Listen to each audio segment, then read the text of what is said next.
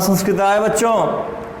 आज की संस्कृत वर्णमाला की क्लास में हम सभी अध्ययन करेंगे माहेश्वर सूत्र की। इसको हम क्या कहते हैं? माहेश्वर भी और महेश्वर आप जो भी लिखें, माहेश्वर सूत्र क्या कहते हैं इसको? हम माहेश्वर सूत्र, इसको आप नाम बना लेंगे। तो माहेश्वर सूत्र में कुल माहेश्वर सूत्रों की संख्या, तो सबसे पहला प्रश्न बनता है माहेश्वर सूत्रों की कुल संख्या कितनी है? तो माहेश्वर सूत्रों की कुल संख्या कितनी है?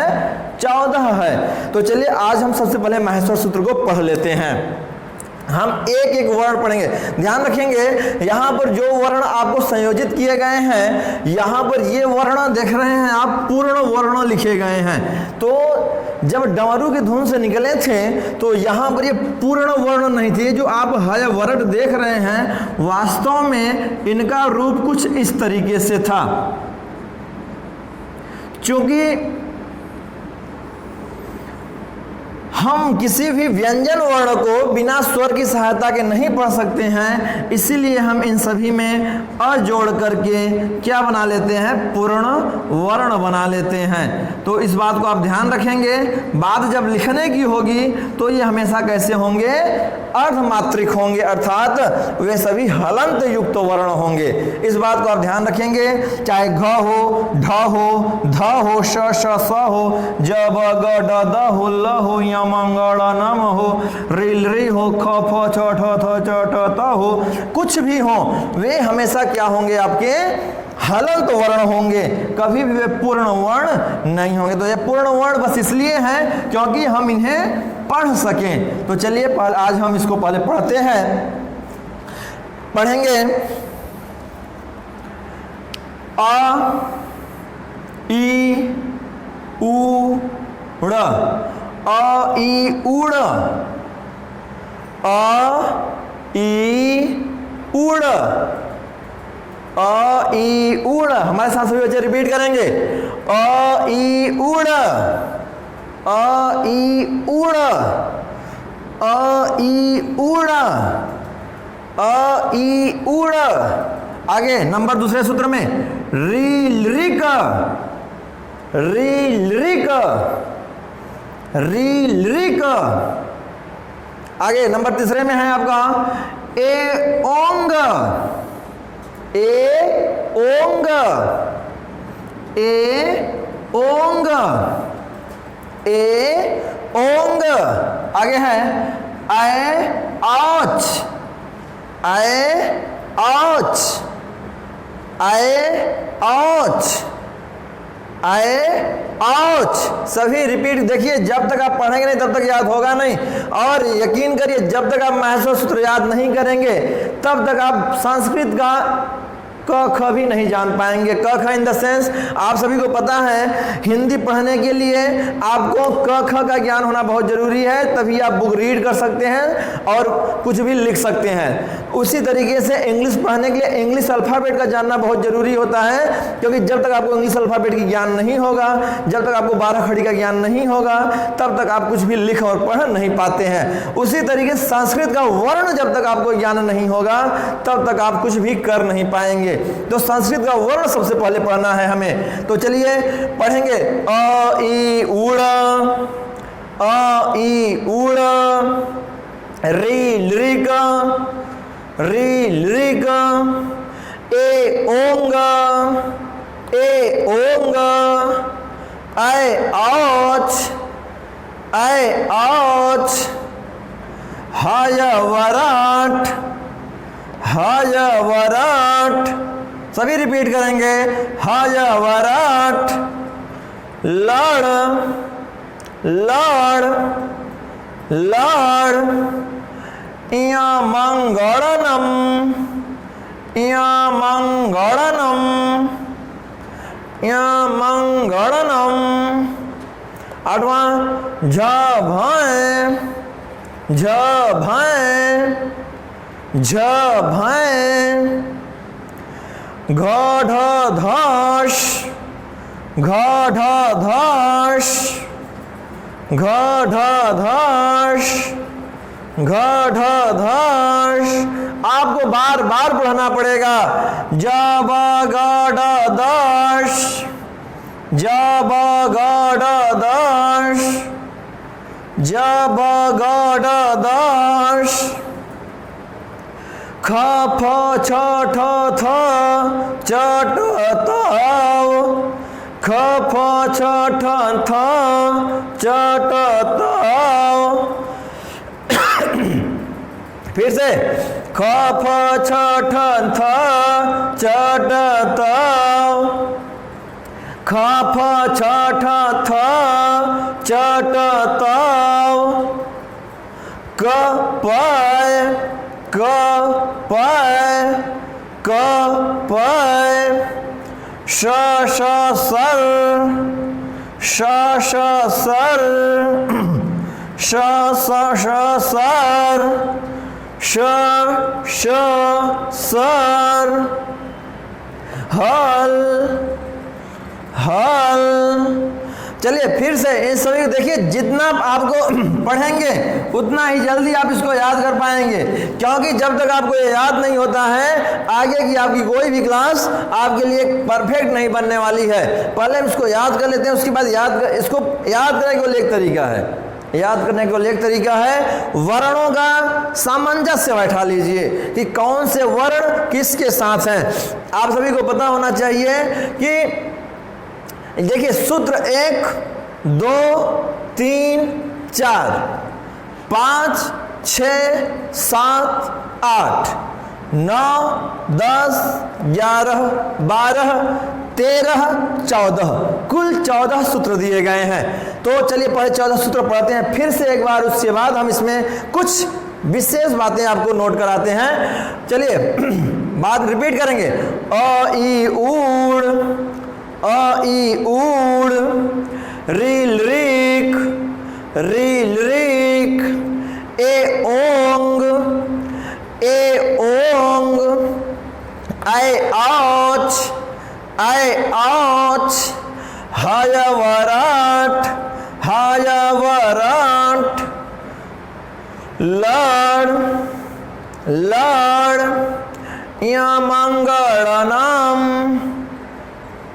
या मंगलनम, झ भैं, झ भैं, घ ढ धश, घ ढ धश, जब गड़ दश, जब गड़ दश, ख फ छ ठ थ चट ताव। इसको दो खंडों में पढ़ेंगे। पहले खंड में पढ़ेंगे ख फ छ ठ थ चट ताव, फिर से ख फ छ ठ थ चट ताव, ख फ छ ठ थ चट ताव। क पाय, क पाय, श श सर, श श सर, हल, हल। ये तो हो गए आपके महेश्वर सूत्र। आप इसको बार बार पढ़ें, वीडियो को पॉज करके बार बार इसको रिवाइज करें, और जितना ज़्यादा आप इसको बोल पाएंगे उतने ही जल्दी आप इसको सीख पाएंगे। चलिए फिर भी कुछ पॉइंट्स हैं जिन पॉइंट्स की मदद से आपको याद करने में थोड़ी सी आसानी हो जाएगी। देखिए पाणिनि जी को जो सूत्र मिले थे तो भगवान शिव ने सूत्र दिए थे, तो निश्चित रूप से जब भगवान शिव ने सूत्र दिया है और पाणिनि जैसे वैयाकरण ने इसको संयोजित किया है तो इसमें कुछ न कुछ नियम जरूर होगा। ये मनमाने तरीके से नहीं लगाए गए हैं कि आपको जो मन में आया उन्होंने क से लेकर ज्ञ तक की जो वर्ण जहां मन आया वैसे उन्होंने सेट कर दिया, ऐसा कुछ भी नहीं है। सभी वर्णों को बड़े ही सुनियोजित और सुसंगठित तरीके से रखा गया है। आइए हम देखते हैं कि उन वर्णों को कैसे स्थान दिया गया है। ध्यान रखेंगे पहले से लेकर के चौथे वर्ण तक जितने भी, माने पहले सूत्र से लेकर के चौथे सूत्र तक जितने भी वर्ण आते हैं इनके अंतर्गत स्वरों को रखा गया है। किनको रखा गया है? स्वर को रखा गया है, जिन्हें संस्कृत में अच के नाम से जाना जाता है, जिन्हें संस्कृत में अच के नाम से जाना जाता है। तो कोई अगर आपसे पूछता है कि स्वर माने अच संस्कृत में हमें कितने महस्वर सूत्रों में गिने गए हैं, अच अर्थात स्वर महस्वर सूत्र के कितने सूत्रों में गिने गए हैं, तो हमारा उत्तर होगा प्रथम 4 सूत्र में। देखिए उत्तर आपको ऐसे नहीं देना कि 4 सूत्रों में गिने गए हैं, एकदम नहीं, आपको बताना प्रथम 4 सूत्रों में। प्रथम 4 माने 1, 2, 3 और 4। कोई पूछेगा चलो इन चारों सूत्रों के नाम बता दीजिए, तो आप कहेंगे सूत्र नंबर 1 है अ ई ऊड़, अ ई ऊड़। दूसरे हम कहेंगे रील रीक, रील रीक। तीसरे सूत्र में कहेंगे ए ओंग, ए ओंग। चौथे सूत्र में आप कहेंगे ऐ आच, ऐ आच। तो अब देखिए यहां पर आपको 4 सूत्र मिले हैं, केवल 4, 14 में से केवल 4 याद करने हैं। अभी आप बाकी को रिस्ट में डाल दीजिए, उन्हें आराम करने दीजिए, आप केवल 4 सूत्रों को कवर करेंगे। तो 4 सूत्रों में आपने सबसे पहले कवर किया है अ ई ऊड़, उसके बाद आपने देखा है री रीक, तीसरे नंबर पे आपको मिला है ए ओंग, चौथे नंबर पे आपको मिला है ऐ आच। तो आप देख रहे हैं अ ई ऊड़, रील रीक, ए ओंग, ऐ आच, ये सूत्र आपको मिले हैं। अब यहां पर एक नियम है, वो नियम हमें समझना है और याद भी करना है। पाणिनि जी ने जब इन 14 सूत्रों की रचना की थी, पाणिनि जी ने जब इन 14 सूत्रों की रचना की थी, तो उन्होंने कहा था कि मैं हर एक सूत्रों में एक वर्ण लिख रहा हूं, जो आपके वर्ण इत संज्ञक वर्ण कहलाएंगे। क्या कहलाएंगे? सभी बच्चे बोले क्या कहलाएंगे? इत संज्ञक वर्ण कहलाएंगे।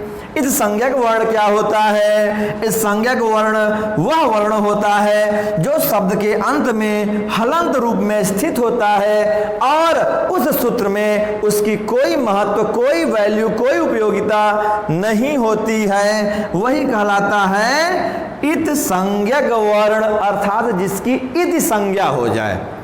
इस संज्ञक माने क्या?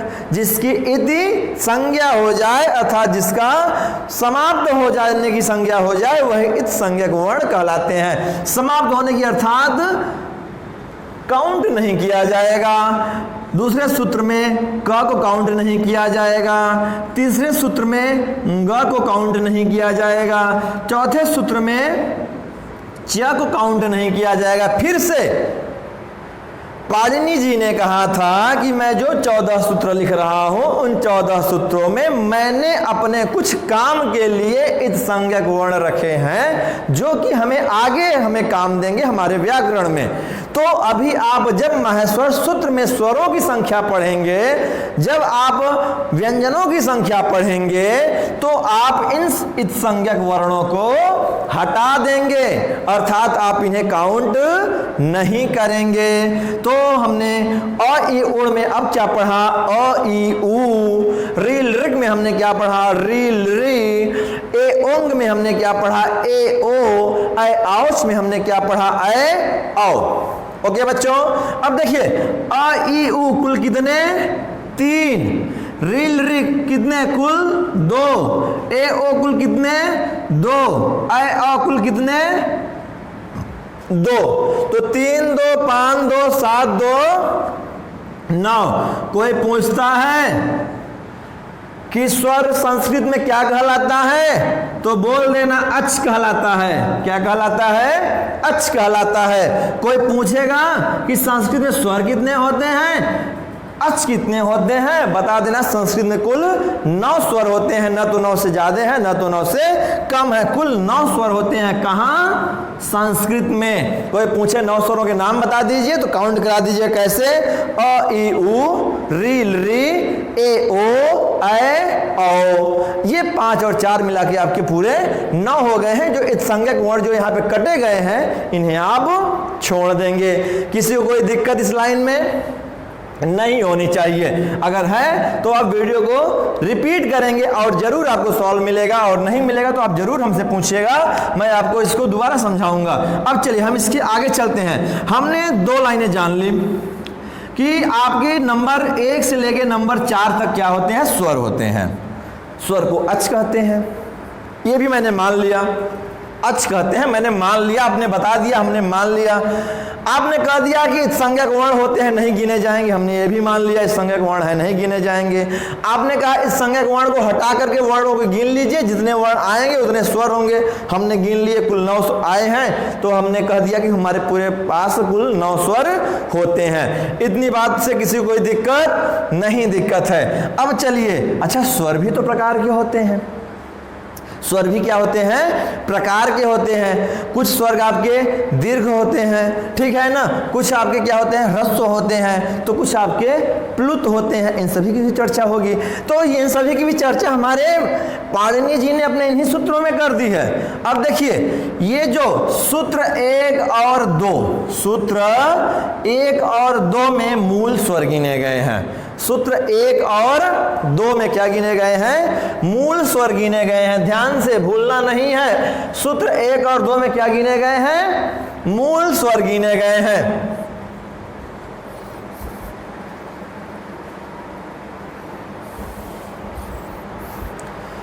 सूत्र 1 और 2 में आपके मूल स्वर गिने गए हैं, और आपके सूत्र तो मूल स्वरों कुल संख्या कितनी हो जाएगी बच्चों, 3 यहां से, 2 यहां से, कुल कितने हो जाएंगे, 5। कुल कितने हो जाएंगे, 5। सूत्र 3 और 4 में क्या गिने गए हैं, सूत्र 3 और 4 में आपके संयुक्त स्वर गिने गए हैं। क्या गिने गए हैं, संयुक्त स्वर गिने गए हैं। अब देखिए, ये जो ह्रस्व है वही मूल है, जो ह्रस्व है वही मूल है। अब जो ह्रस्व है वो दीर्घ भी होगा, वो दीर्घ भी होंगे, क्योंकि संयुक्त हैं, ये भी दीर्घ बनते हैं, प्लुत होते हैं, ह्रस्व आगे बढ़ के। इन सभी को हम जानेंगे। फिलहाल आज की क्लास में हमने इतना जाना कि माहेश्वर सूत्र कुल 14 होते हैं। माहेश्वर सूत्र कुल कितने होते हैं, 14 होते हैं। माहेश्वर सूत्र में जो आपके अंतिम के वर्ण होते हैं, ये वर्ण इत संज्ञक वर्ण कहलाते हैं, इन्हें गिना नहीं जाता है।